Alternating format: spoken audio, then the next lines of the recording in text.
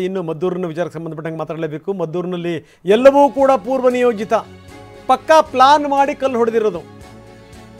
ಇಂಥವರ ವಿರುದ್ಧ ಎಫ್ಐಆರ್ ದಾಖಲಾಗಿದೆ. ಜೊತೆಗೆ ನಿನ್ನೆ ಪ್ರತಿಭಟನೆಯಲ್ಲಿ ಭಾಗಿಯಾದವರ ವಿರುದ್ಧವೂ ಕೂಡ ಎಫ್ಐಆರ್ ದಾಖಲಾಗಿದೆ. 500 ಜನರ ವಿರುದ್ಧ ಎಫ್ಐಆರ್. ಕಲ್ಲು ತೂರಾಟ ಮಾಡಿದಂಥವ್ರ ವಿರುದ್ಧನೂ ಕೂಡ ಪ್ರಕರಣ, ಪ್ರತಿಭಟನೆ ಮಾಡಿದಂಥವರ ವಿರುದ್ಧವೂ ಕೂಡ ಪ್ರಕರಣ. ಕಲ್ಲು ತೂರಾಟವನ್ನು ಖಂಡಿಸಿ ಪ್ರತಿಭಟನೆ ಮಾಡಿದಿರಲ್ಲ ಅವರ ವಿರುದ್ಧವೂ ಕೂಡ ಎಫ್ಐಆರ್. 500 ಜನರ ಮೇಲೆ ಎಫ್ಐಆರ್. ಇನ್ನು ಕಿಡಿ ಹಚ್ಚಿ ಯಾರ್ಯಾರು ತಲೆಮರೆಸ್ಕೊಂಡ್ರಲ್ಲ ಅಂಥವ್ರನ್ನು ಕೂಡ ಹುಡುಕಲಾಗ್ತಾ ಇದೆ. ಯಾವ್ಯಾವ ನಾಪತ್ತೆಯಾಗಿದ್ದಾನೆ ಅಂಥವ್ರನ್ನ ಹುಡುಕ್ತಾ ಇದ್ದಾರೆ. ಇನ್ನು ಈ ಪ್ರತಿಭಟನೆ ಸಂದರ್ಭದಲ್ಲಿ ಮಸೀದಿಗೆ ನುಗ್ಗಲಿಕ್ಕೆ ಪ್ರಯತ್ನ ಪಟ್ಟಿದ್ರು.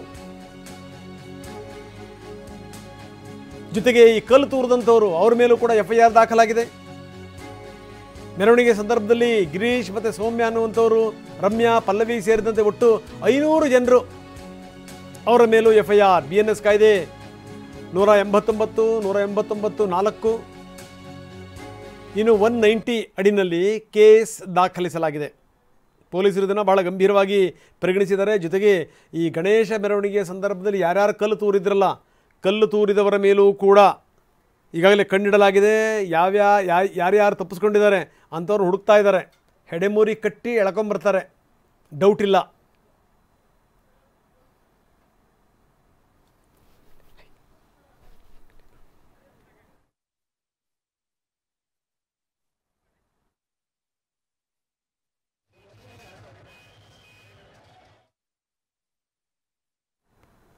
ಪ್ರತ್ಯೇಕ 2 ಎಫ್ಐಆರ್ ದಾಖಲಾಗಿದೆ. ಒಂದು ಕಲ್ಲು ತೂರಿದಂಥವರು, ಇನ್ನೊಂದೇನು ಅಂತಂದರೆ ಪ್ರತಿಭಟನೆ ಮಾಡಿ ತಪ್ಪಿಸ್ಕೊಂಡಂಥವರು.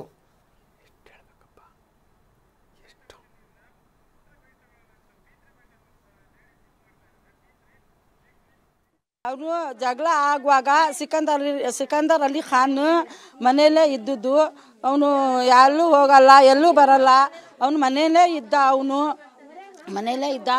ಗಲಾಟೆ ಆಗುವಾಗನೂ ಮನೆಯಲ್ಲೇ ಇದ್ದ. ಅವನು ಎಲ್ಲೂ ಬರಲ್ಲ. ಮಕ್ಕಳು, ಚಿಕ್ಕ ಮಕ್ಕಳು ಇರ್ದಿರೆ ಅವನು ಕರ್ಕೊಂಡು ಮನೆ ಒಳಗನೆ ಕೂಡ ಹಾಕೊಂಡು ಮನೇಲಿ ಇರ್ತಾನೆ.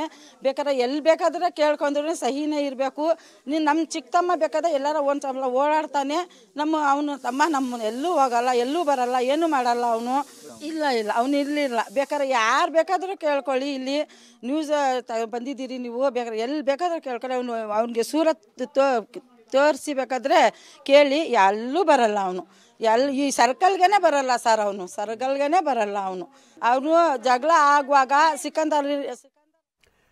ಅವ್ರವ್ರ ಮಕ್ಕಳು ಅವ್ರವ್ರಿಗೆ ಮುದ್ದೆನೇ. ನಮ್ಮ ಹುಡುಗ ಏನು ಹೇಳಿ ತಪ್ಪು ಮಾಡಿರ್ತಾರ. ತಪ್ಪು ಮಾಡುವಂಥವ್ರು ಈ ಎಲ್ಲಾದರೂ ನೋಡಿ ರೋದ್ಸವ್ರ ತಾಯಂದರು ಪಾಪ ಅವರಿಗೆ ಬಿಡದ ಕರ್ಮ ಇದು.